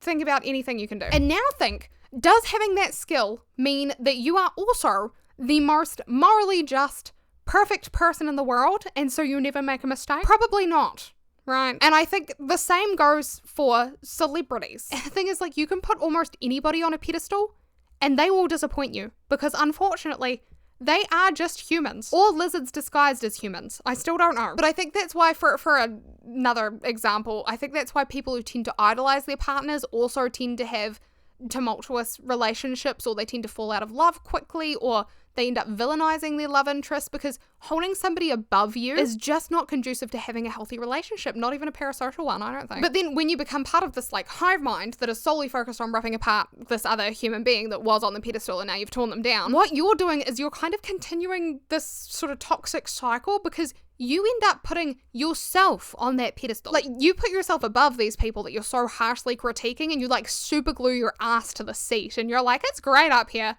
I am never coming back down. I love this view. Because up there, right, you can say whatever you want, the worst things you can think of, and people will believe you. And not only that, they'll agree with you and they'll support you. And isn't that what we all want in life? To be like heard and validated and loved, like those influences that we hate are? But is it really that great up there when you think about it? You know, like when deep down, you know that you're not perfect, and maybe you know that you don't belong so high up on that pedestal. And then, you know, maybe when you're looking down from up there, spitting on the lowly rich celebrities beneath you, I wonder if possibly you're mixing a little bit of projection with those malicious words that you're spitting out. I don't know. I think maybe people that are like seriously dedicated to tearing apart influences and people like that are possibly exhibiting maybe like a bit of a coping mechanism or defense mechanism. You know, maybe. Like I said, I know nothing. I know nothing, Jon Snow, but it might be, and this won't be the case, nothing I'm saying will be the case for every snarker or gossiper in existence by any means, but I'm sure that to an extent having low self-esteem or low self-confidence could contribute to you wanting to take that internal misery out and like throw it at somebody else like a tomato in a food fight. Like, ew, I don't want this, you take it, you know what I mean? Because gossip is a bit like junk food, is my understanding, in the sense that like maybe it's not the best way to go about it, to achieve it, but participating in it can make the happy hormones in our brains dance. And so if we gossip and we snark and we feel like we're contributing to someone else's downfall, I'd imagine that even though it's actually kind of gruesome what we're doing to this other person, we learn to associate those circumstances with a little bit of joy entering our lives, actually, because we're getting the dopamine and the serotonin or whatever happy hormones fire off when you do that, I don't know. And then, you know, at that point, like, you're obtaining this happiness, this power, this attention, this approval, and you don't even have to talk about people you know. Nothing you say affects you or anyone that you know personally, and so what's so bad about that? Why would you ever want to stop, right? I wonder if that's what these people are thinking. Plus, like I said, I think celebrities can feel so detached from us. They almost feel alien in some ways. Like when you see their name in the headlines or their picture in the news, that's just a name and just a face. They live such different lives than we do. We don't really connect to them. And so when we dive headfirst into the drama surrounding them, that doesn't necessarily feel real. Like it usually holds no weight in our lives at all. Not really. And I think that's part of what makes it so enticing to dig into. Like, everyone needs an escape from life sometimes, and some people, I think, find that escape in celebrity culture and celebrity gossip. Because when we're scrolling through pop culture gossip, we're kind of off the clock. Like, we're on our break from life at that point. And yet, strangely, despite this distance and detachment that we have from celebrities, we can also feel a real closeness to them. And that, I think, is where parasocial relationships really come into this. Because I was considering the other day why we think that we love celebrities. Recently, I found myself watching Role Model perform Sally when the wine runs out. I was watching him live, right, and I found myself thinking, oh wow, I love this guy. That thought sort of crossed my brain, and I felt like a teenage girl discovering 5 Seconds of Summer again for the first time. I was like, oh my goodness. And I kind of thought, well, that's interesting. You know, what did I mean by that? And I realized that for me, I was misplacing my admiration for Role Model's work, right? The song that he'd written with the help of like 5 other songwriters and that he was now performing, I was like, I like what he's done here. And so I misattributed that admiration for like what he produced and what he does as love for him as a person, which is bizarre when you think about it, that our brains work that way. Like when I sat with that initial thought that I had and really thought about it, the first thing I realized was, no, I don't love him. I don't even know him. Like, let's rephrase that. I love what he's done here. But it can just feel, and it's so interesting, it can feel like you know these people inside and out. And obviously the capacity to have parasocial relationships has been sort of built into humans for quite some time. I mean, you can look back to like the years of Elvis and Beatlemania to see that play out in real time. But the thing is, now I think that celebrities don't actually feel quite as detached from the real world as they used to. And viewers in general are showing preference for interviews that have like less production and less obvious management involved, in the sense that they'll choose to watch, say, a podcast with their favorite celebrity rather than a a 6 o'clock news interview. So it's interesting. We are vying for more closeness with celebrities. We are like begging them to be more real with us, but then it seems like we don't like the results very much. It's kind of like shattering our illusions. Because now it doesn't take paparazzi photos of someone like shaving their head or driving with their baby in their lap. It doesn't take that for us to realize that celebrities are messy people just like us. All it takes is 45 minutes with them in a podcast studio and we can be like, oh, I wouldn't be friends with them, or I don't like what they've said, I don't like them. And alongside that as well, like everyday people are celebrities now. We can sometimes even watch people rise from the depths of like YouTube and TikTok and go up to play among the stars. And that, I feel like it makes celebrities feel tangible and yet distant still in this strange, like, incomprehensible way, because it's kind of like, I don't get it, you know, like, you were just down here with us, where did you go, what are you doing up there? And if you remember the 3 types of snark pages I laid out before, the fans, the frenemies, and the ones that don't have a name yet, I think that fans tend to be obviously fans of whoever they're talking about, who have experienced some form of parasocial betrayal, which is an actual thing that actually exists, by the way. It's akin to actual betrayal, except it's not quite, because it's parasocial. Hopefully that's explained it a little. It's to bring up 5 Seconds of Summer again. If you were a fangirl or a fanboy maybe a decade ago, you may remember how cut up a huge amount of their fans got when they were seen like partying and smoking and dating girls. And that's because these fans, they felt betrayed by the actions of their definite future husbands. Like, they were personally hurt by what the boys were doing. And the interesting thing is, like, these girls, they would have all had different upbringings, different values, different morals. And so, you know, this would have like hit them all at different times for different reasons. But at some point, most of them felt that betrayal. They felt that sort of betrayal that you feel when like someone that you're very close to begins like misaligning themselves with your morals, which is interesting because like, how is that even possible when these girls don't actually know 5 Seconds of Summer, right? They're feeling this personal betrayal, but they don't know these guys personally, but it's actually quite simple. If you've ever been a fan of someone, you'll understand. I mean, these fans bought 5 Seconds of Summer's books, they read magazines in which they featured, they listened to their music, they watched live streams and live shows and interviews, like they had posters of them up in their rooms. So even though the boys, no, they didn't know these girls, right? They couldn't possibly have known all those girls. To these adolescent girls, that didn't matter. Their brains weren't considering that. All they knew was that 5 Seconds of Summer were love and life. They felt like they knew 5 Seconds of Summer, and that's all that mattered. So when the boys, you know, being young adults, inevitably subverted the expectations of these little girls and like contradicted the image of themselves that existed in these girls' heads, the girls were shocked, they felt upset, they felt disappointed, and they almost didn't know which direction to like launch their feelings bullets in. Like, some of them fired at the boys themselves for being so terrible, some of them fired at the girls that were involved with the boys because obviously they made the boys into these terrible monsters. Others even fired at like cigarettes for daring to exist and poison the lungs of their favourite not a boy band member. But what they were really expressing by doing all of this, without even really necessarily knowing it, is that they were expressing the fact that they felt betrayed by these boys deep down. These girls felt lied to, despite the fact that these boys had never interacted with them, right? They were never told anything by 5 Seconds of Summer, let alone a lie. But that perceived dishonesty, that feeling of betrayal, it didn't need to have a rhyme or a reason behind it, really, because it was based on feelings, not facts. And it felt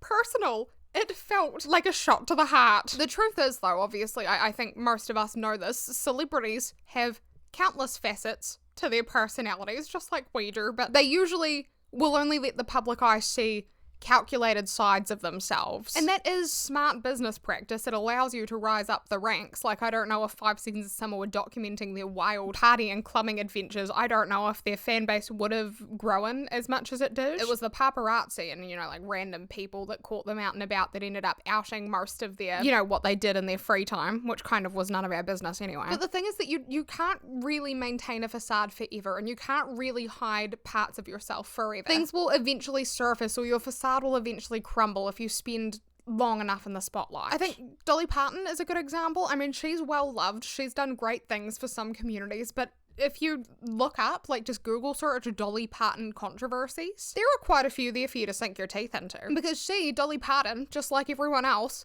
is not perfect. And you just can't play pretend that you are forever. You're going to do things or say things that people disagree with, or you might even do a bad thing, you know? You might even believe a bad thing. This is true for everybody. But then moving on from the fans, right, as far as the frenemies group goes, I think they seem to take things a step further in the whole parasocial relationship thing, because they seem to think that they almost kind of have some, like, personal mutual beef with their creator of choice, who in this scenario, I'm guessing, is typically a vegetarian and is not particularly scared of them. But I've just noticed that as people on snark pages become more obsessive, they also begin to think that their subject is not only like seeing the post that they're making, but they're also sure that what they're saying is affecting their subjects. And this is kind of, I think, when they've gone so far into the mindset of being a snarker that they sort of don't fully understand anymore that their relationship with the creator is one-sided, no matter how you try to frame it otherwise. And it's interesting because I've been through quite a few snark subreddits in my time for research and just for leisure. Like, sometimes they just come up and you're like, oh, who's this person? What have they got to say, you know? But in almost all of them, any positive comment or any question like, why do you guys hate this person so much, is met with the response, oh, you must be the person this subreddit is about. Why, hello, person this subreddit is about. This happened, I saw it happen in Tara Yummy's subreddit. It happens plenty in Kira Severtson's and Regan from TikTok, Regan777s as well, and just like honestly everyone that I've seen. Snarkers think that they're like hanging out in the wops, like the middle of nowhere on Reddit, and then they encounter their final boss there. It's interesting. I don't know, I feel like when you participate in something heavily, you begin to place it as like having a significant importance to everyone rather than to just yourself. Like, you're not really making a big impact by being on a snark subreddit, you know what I mean? If you walk down the street and ask someone, oh, what did you think about what they said in Tarayami's snark subreddit this morning? They'd be like, what? Can you speak English? So I don't know, it just kind of feels like you have to be like truly swept up and away in your gossip community to think that whoever you're talking about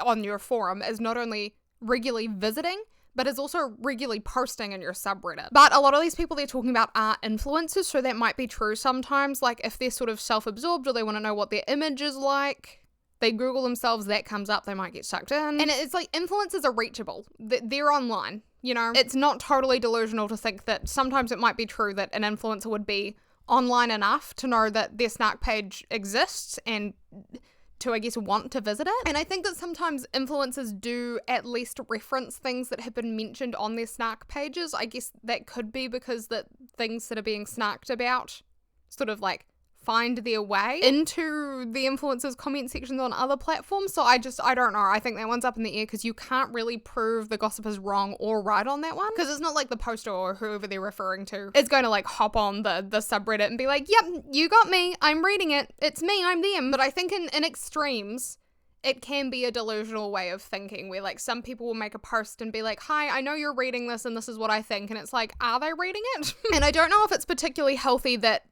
like, in a snark community, it feels like the whole community perpetuates everyone's parasocial relationship with the person that they hate because they feed into delusions and they encourage it so heavily that it just feels, like I said, it's like an echo chamber, so you don't question things after a certain point. I don't know. And concerningly, I mean, I'm not like implying anything here. This is a more extreme side of things, but I just found this interesting. This also seems to be the sort of delusion that parasocial fans that have ended up physically stalking and even like killing their celebrity interests fall into. Like, they think they have a back and forth with the creators. I understand that on subreddits the likelihood is a lot higher, but for example, like a celebrity stalker may write the celebrity love letters, and they might think that not only is the celebrity receiving and reading these love letters, but they are also actually in a relationship with them. And so then they feel immensely betrayed when they go on to hear that the celebrity is actually dating someone else, because to them, in their minds, the celebrity is actually genuinely cheating on them, you know, throwing away their love like it's nothing, because it is nothing, because it doesn't exist, but they don't know that. The case of Rebecca Schaefer comes to mind. She was a very young actress who was killed by someone, a crazed fan who thought that he was in a relationship with her. Kind of like if I can't have you, no one else can. I can't remember the details 100%, but it's so sad. And I think this is called erotomania. This isn't just like a parasocial relationship with a celebrity. It's a mental disorder. Like it's beyond that, obviously. But it's very interesting. People under the thumb of erotomania can feel like the celebrity is communicating specifically to them via like interviews or speaking to them via messages eardropped to their brain. And like I said, this is the more extreme side of things, like heavily more extreme. Parasocial relationships are perfectly common, especially in today's day and age, and they don't usually cause an awful lot of harm. I'm not trying to imply anything here. Like for every few million fans a celebrity has, they probably only have a handful of stalkers or crazed fans. It's just, I just found it interesting to think about the things that obsession can lead to when it's in the hands of a deeply unstable individual. I guess it's just something to be vigilant about. But as far as the freaky, frightful fan frenemies go, I mean, like, they take it further than the fans and the frenemies. Again, they actually have like a serious personal vengeance against the subject of their focus. It's not online, it's real, and they want to ruin their lives. I don't know how it gets to this point, but these are more so the people I could imagine like crafting up some serious lies, or trying to interfere with the influencers' contracts, or the people who would think it's okay to reach out to the celebrity personally and their friends and their family and their colleagues and business partners, maybe their actual employer if they still have a job outside of online. Basically, they're the ones that I'd imagine would be quite happy to pull the life support plug on their subject's career, or, you know, have a hand in breaking up their marriage or making their parents feel unsafe, and they like that feeling of power and control, I think. This, I think, is quite rare. Like, these people, they believe in trial by internet, but not only that, they are also the judge, jury, and executioner. And interestingly, I do think a lot of this still is driven by, like, it's something that they are compelled to do because they have such a strong parasocial relationship with their focal point, their subject, that it feels like it's actually the right thing for them to be doing. I don't know. But off of that subject, I think snark pages and gossip forums, they tend to be quite cliquey and like-minded to a fault, to be honest. I guess it's sort of like an all or nothing, black or white mentality. But like, if you dare to utter the words, I don't like this person, but, and if you maybe try to add a little bit of rational thinking to a deranged conversation, then oh, good luck, be prepared. You'll be blocking advances from every angle before you can count to 10. They will be like, oh, what, are you a fan of them or something? Why do you care so much? Because it's like they're so blinded by their hatred for this person that they fail to see the value that logical and balanced thinking can bring to the table. And also, I think it's quite funny, they tend to make it sound like being a fan of the subject of the page is like the most scandalous thing ever that anyone could do. And because of that, because you've committed the awful atrocity of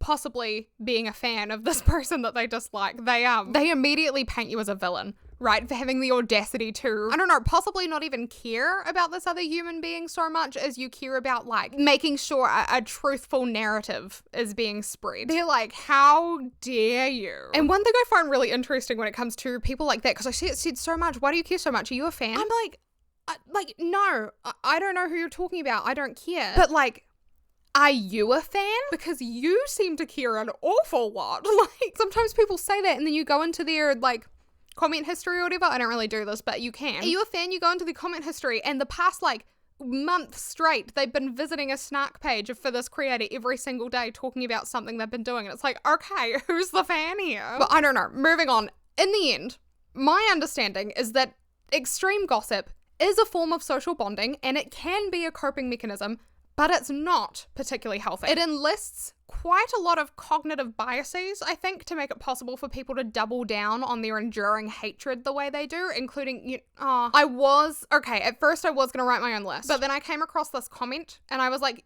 well, yeah, that works. It's quite funny, actually. This person mentioned, like, everything. And they mentioned all or nothing, black and white thinking. They said overgeneralization, disqualifying the positive, magnification and minimization. They said labeling and mislabeling, and they said personalization. You can pause to read, but I think that all of these have their place in the world of snark in one way or another. You might disagree with me, that's fine. I think also something they didn't mention in there, because they weren't talking about what I'm talking about, my own contribution, is a negativity bias. I think that rears its head an awful lot here, in the sense that, like, we narrow in on errors that we see creators making, and then because we're so focused on the bad, that ends up stacking up so high that it just overshadows anything that we once thought was good about them, right? And that is just because our brains are kind of wired to focus on the negative more. Not for a bad reason. The fact is, adverse experiences have historically been life-threatening and quite serious. So to mull them over rather than just glossing over them by choosing to think, yay, by sheer luck, I survived this time. I mean, that would have been a useful trait to have. You would have been doing yourself a solid, right? If you're like, okay, well, this time I survived, but that lion was running really fast and I probably was risking some things there. But I think now it's just a little bit misaligned with internet culture in the sense that Instagram model probably can't hurt you in the way an encounter with a hungry lion could. And overall, snarkers and gossipers, I think, are largely partaking in the fundamental attribution error. And that's described by the Decision Lab as being how, when making judgments about people's behaviour, we often overemphasize dispositional factors and downplay situational ones. In other words, we believe that people's personality traits have more influence on their actions compared to other factors outside of their control. So basically, every time an influencer does anything on camera, people think, oh my god, they're so stupid and dumb and awful. And they don't think, I've noticed this a lot actually, where people will be like, why did they set their phone down the way they did? Or why do they spread peanut butter with a spoon? And they seem to think that it says something about the influencer, where it might be they put their phone down because that was the one place that it could stand up straight on their bench, or they used a spoon to spread their peanut butter this time because they didn't have a knife on hand, all their knives are in the dishwasher or something, you know what I mean? People don't think about external factors. They're like, why is this person doing a weird thing? They must be weird. Or actually, why is this person not doing exactly what I would be doing? They must be weird, is what a lot of people think, and I find that really interesting. I don't know, but I don't want to say that it's a bad thing to fall into these cognitive biases, because they don't even always lead us down the wrong path, and I don't want to demonize the things that are built into our brains. I think it just helps to be cognizant of the fact that these are things that influence our thought patterns and our behaviours, so that we understand that not everything that we think is true. Just because it floats through our brain as an idea doesn't mean we have to hold on to it. We can analyze it, we can let it go, or we can choose to keep it. There are options. And I think that just,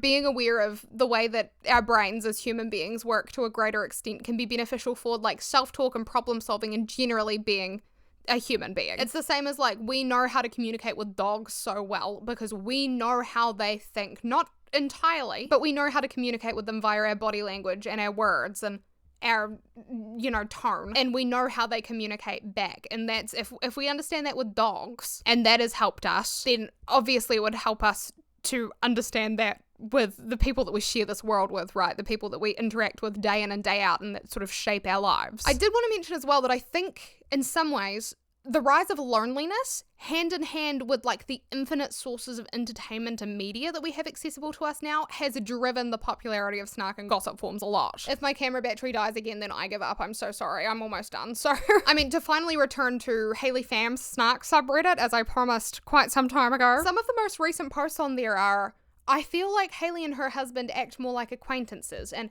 are Destiny and Sarah better off without Haley, and why is she scared of smut scenes in books, and what happened to reading for fun? And these posts, to me, they don't really feel like they should be on snark pages necessarily. It kind of feels like these queries could very easily be kept in the group chat, nestled in between different or more productive conversations, or maybe, kept between two friends chatting about their recent observations and their thoughts. And that applies to a lot of gurugossiper.com as well. Reading through these comments, I just find myself thinking, do these people not have anyone else to talk to? And I don't mean that in a derogatory, mean way. I mean, genuinely, do these people not have anyone to talk to? I wouldn't be surprised if they didn't. Honestly, I've been there. There are definitely things that I think, I can't bring this up in my real life, or I wouldn't tell my friends this or whatever, because they wouldn't know what I was talking about. Or I don't know. I think in our busy, chaotic, jam-packed online world, people's interests just diverge so much. Honestly, I'm surprised that anyone has anything to talk about in real life anymore. Obviously, we still have trends TikTok trends and popular movies and things like that, but things just feel really watered down and they move so quickly and everyone's seeing different things. It's hard to connect with people in some ways. And plus, we're spending more and more of our free time on our phones as well. Even when people are with their friends, they're on their phones a lot of the time. I saw research from GWI and they found that the typical social media user spends 2.5 hours clocked in and scrolling every day. Every single day. So is it any wonder that we're feeling distant from our communities and overly connected to internet personalities and to our phones when we do spend the span of a very long movie or a dinner date and like bowling with a friend or whatever, glued to apps like Instagram and TikTok. But so there are maybe some problems. What are the alternatives then? Like, are there healthier, more productive alternatives to gossiping and snarking and consuming that kind of content? All right, rest in peace to my camera. I'm not charging it again. I've charged it like 3 times this morning. I'm just impatient. I'm sorry. Okay, so first I want to say, if you feel inclined to continue snarking or to continue frequenting gossip forums or whatever your poison of choice is, what's the word? Is that pick your poison? Was I trying to say that? That's not even what I meant to say. Either way, what I'm trying to say is I don't mean to say that you should stop doing that. That's not what I think necessarily. I won't even do that. Like, I'm sure I will find myself on like a snark or gossip page from time to time. But I will say that if you're finding that, similarly to myself, your time on snark and gossip forums is changing the way that you approach self-talk and real world relationships, and it's doing so in a negative way, or you feel like, movements that you support feel watered down due to irrelevant comments being made, or if you feel just otherwise affected, then you don't have to participate, right? There are other ways. I'm just going to riff off some possibilities that might allow you to engage with the world and with the internet in a slightly healthier way. Not that I'm claiming to know anything. I'm talking to myself as much as I'm talking, well, I'm not even talking to anyone right now. I'm not even talking to my camera. I'm just talking to the wall. But let me start with, say you feel like you have valid criticism about a creator. Then that's great, right? And if you want to share that criticism that you have, you are absolutely within your rights to do so. That is fine. But if you want to achieve real change with your criticism and have like any small chance at making an impact, then I know it sounds silly because it doesn't always feel like it, but celebrities are people too, right? And what I've learned is that in order to sort of reach people with a critique or with a comment, you sort of need to make an effort to connect with them first. You want to stand in their shoes and meet them at their level, Like, if you tell a 5th grader off by saying that their behaviour is peculiarly preposterous, then you've lost them. They're going to be like, okay, lol, Mr. Big Words, I'm not listening to you. But then if you dare to whip this out, be warned, it carries a lot of weight. If you dare to say, hey kid, that is so not skibbity toilet riz of you, then they will be ashamed, right?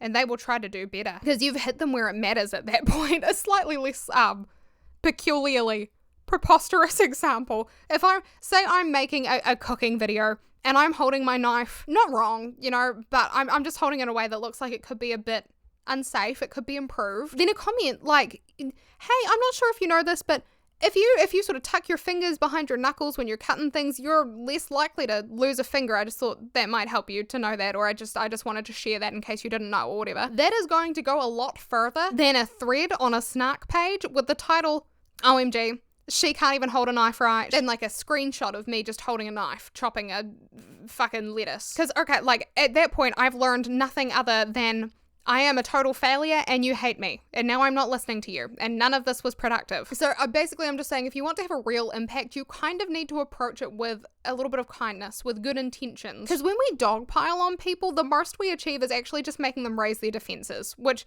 doesn't get anyone very far. But then there are also some things that I don't feel like should be on snark pages. Like, for example, on Hayley Fam's snark subreddit, someone questioned, this was the title, does Hayley support LGBTQ? And to me, that seems like it should be a perfectly appropriate question to ask on a creator's page. Like, I don't think you need to pussyfoot around a question, like a genuine question. You should just be able to ask it, because it's not really snark as much as it is just a genuine question, right? Unless you go on to say like, because I think this, and I think she's this, and this, and this, and this, and this.